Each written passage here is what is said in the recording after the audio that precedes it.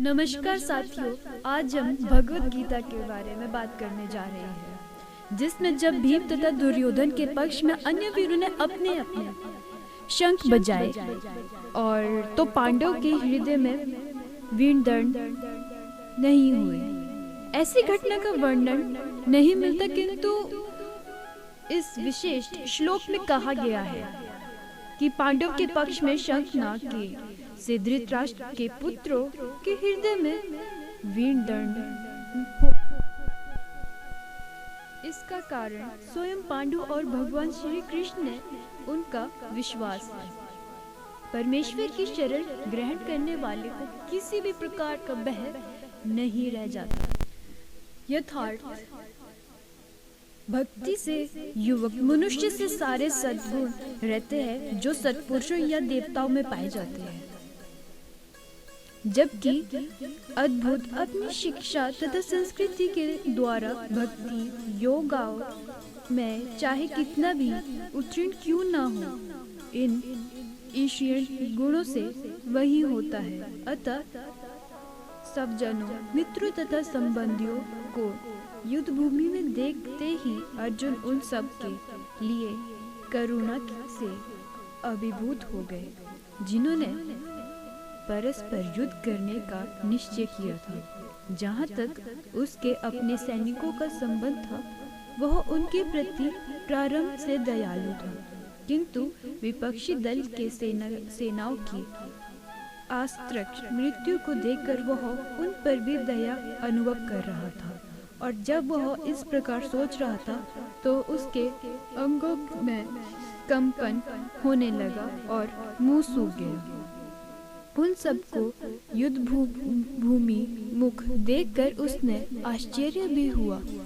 प्राय सारा कुटुंब अर्जुन के संगे संबंधी उससे युद्ध करने के लिए आए थे। यद्यपि इसका उल्लेख नहीं है, किंतु तो भी सहज अनुमान लगाया जा सकता है कि केवल उसके अंग कांप रहे थे और मुख सूख रहा था, अपितु वह दयावश रुद्रण भी कर रहा था। अर्जुन में ऐसे लक्षण किसी दुर्बलता के कारण नहीं, अपितु हृदय की कोमलता के कारण थे, जो भगवान के शुद्ध भक्त का लक्षण है। अतः कहा गया है, जो भगवान के प्रति अविचल भक्त रखता है, उसमें देवताओं के सद्गुण पाए जाते हैं, किंतु जो भद्र भक्त नहीं है, उसके पास भौतिक योगाएं ही रहती है, जिसका कोई मूल्य नहीं होता। इस कारण यह है कि वह मानसिक धरातल पर मंडराता रहता है और ज्वालतन माया के द्वारा आवश्यक ही आकृषित हो। शरीर में दो प्रकार का कंपन होता है और रोंगटे भी दो प्रकार के खड़े होते हैं।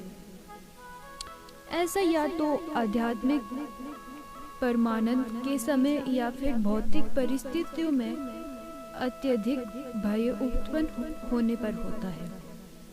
द्वितीय साक्षात्कार में कोई भय नहीं होता। इस अवस्था में अर्जुन जो लक्ष्य है, वे भौतिक भय अर्थात जीवन की हानि के कारण है। अन्य लक्षणों से यह स्पष्ट है, वह इतना अधिक हो गया कि उसका व्याघात धनुष गांडीव उसके हाथों से सरक रहा था और उसकी त्वचा में जलन उत्पन्न हो रही थी। ये सब लक्षण देहा मम बुद्धि से जन्यत है। अपने धैर्य के कारण अर्जुन युद्ध भूमि में खड़ा रहने में असमर्थ था और अपने मन की इस दुर्बलता के कारण उसने आत्मविश्वासनी हो रही थी। भौतिक वस्तु के प्रतीक आध्यात्मिक अस्तित्व के कारण मनुष्य ऐसी मोहमाई स्थिति में पड़ जा रहा था। ऐसा भय था मानसिक असंतुलन उन व्यक्तियों से उत्पन्न होता है जो भौतिक परिस्थितियों में ग्रस्त होते हैं। अर्जुन को युद्ध भूमि में केवल दुख ख्याति पराजय की प्रति हो रही थी।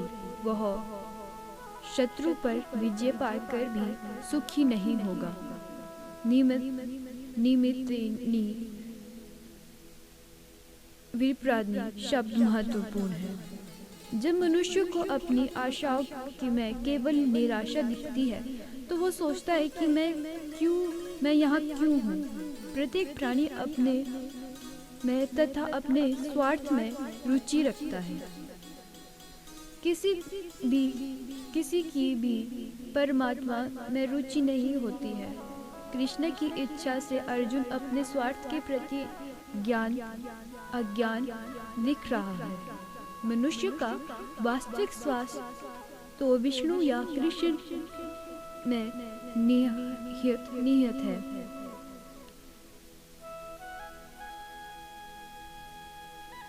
बुद्धिजीव इससे भूल जाते हैं, इसीलिए उसे भौतिक कष्ट उठाना पड़ता है। अर्जुन ने सोचा कि उसकी विजय केवल उसके शौर्य कारण से बन सकती है।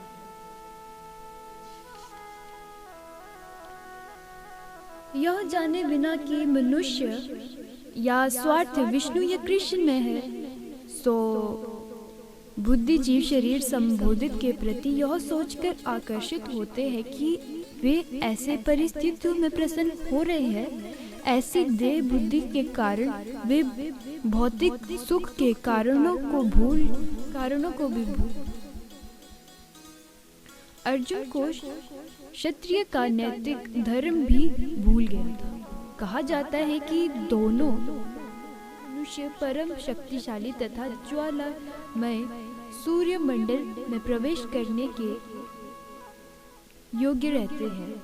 ये है एक तो क्षत्रिय जो कृष्ण की आज्ञा से युद्ध में मरता है तथा दूसरा सन्यासी जो आध्यात्मिक अनुशीलन में लगा रहता है। अर्जुन अपने शत्रुओं को भी मारने में विमुख हो रहा था। अपने संबंधियों की बातों को छोड़ दे, वह सब जनों को मारने से उसे जीव में सुख नहीं मिल सकता, अतः वह लड़ने के लिए इच्छुक नहीं है। जिस प्रकार भी भूख न लगने पर कोई भोजन बनाने को तैयार नहीं होता, उसने तो वह जाने का निश्चय कर लिया है जहाँ वह एकांत में निराशापूर्ण जीव काट सके। किंतु क्षत्रिय होने के नाते उसे अपने जीव निवारण के लिए राज्य चाहिए, क्योंकि क्षत्रिय कोई अन्य कार्य नहीं कर सकता। किंतु अर्जुन के पास राज्य कहाँ है? उसके लिए तो राज्य प्राप्त करने का एक मात्र अवसर है कि अपने बंधुओं से लड़कर अपने पिता के राज्य का उत्तराधिकारी प्राप्त करे, जिससे वह करना नहीं चाह रहा था। इसलिए वो अपने को जंगल में एकांत करने का निराशा का एकांत जीवन बिताने के योग्य समझ रहा है।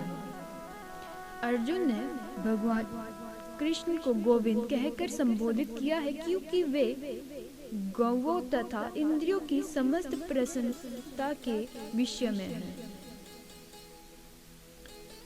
इस विशिष्ट शब्द का प्रयोग करने अर्जुन संकेत करता है कि कृष्ण यह समझते हैं कि अर्जुन की इंद्रियों कैसे तीव्र होगी, किंतु गोविंद हमारी इंद्रियों को तुष्ट करने के लिए नहीं है। यहाँ यदि हम गोविंद की इंद्रियों को तुष्ट करने का प्रयास करते हैं तो हमारी इंद्रियां स्वतः तुष्ट होती है। भौतिक सृष्टि से प्राप्त व्यक्ति अपने इंद्रियों को तुष्ट करना चाहता है और चाहता है कि ईश्वर उसके आज्ञा पालक की तरह काम करे, किंतु ईश्वर उनकी तीर्थपति वही तक करते हैं जितने के वे प्राप्त होते हैं। उस हद तक नहीं जाते कि वह चाहते हैं कि, किंतु जब कोई इसे विपरीत मार्ग ग्रहण करता है, अर्थात जब वह अपनी इंद्रियों की तीर्थपति की चिंता न करके गोविंद की इंद्रियों की तुष्टि करने का प्रयास करता है, तो गोविंद की कृपा से जीवन की सारी इच्छाएं पूर्ण हो जाती है। यहाँ पर जाति तथा कुटुंबियों के प्रति अर्जुन का ग्राण संदेह आशंकित रूप से इस सब के प्रति उसकी संभावित करुणा के कारण है, अतः वह युद्ध करने के लिए तैयार है।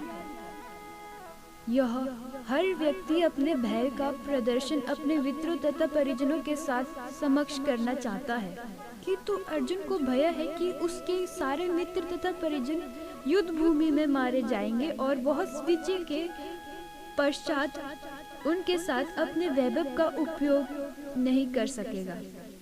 भौतिक जीवन का यह सम्मान लेखा जोखा है, किंतु आध्यात्मिक जीवन इससे सर्वथा भिन्न होता है, क्योंकि भक्त भगवान की इच्छा की पूर्ति करना चाहता है, अतः भगवान इच्छा होने पर वह भगवान की सेवा के लिए सारे ऐश्वर्य स्वीकार कर सकते हैं।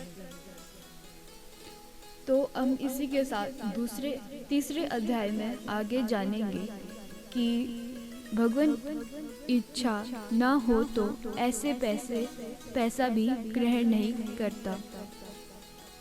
हम आगे मिलेंगे, तब तक के लिए धन्यवाद। और आप मेरे चैनल देव साधना को प्लीज़ सब्सक्राइब एंड कमेंट में जय श्री कृष्ण लिखे और राधे राधे ज़रूर कहिएगा। धन्यवाद।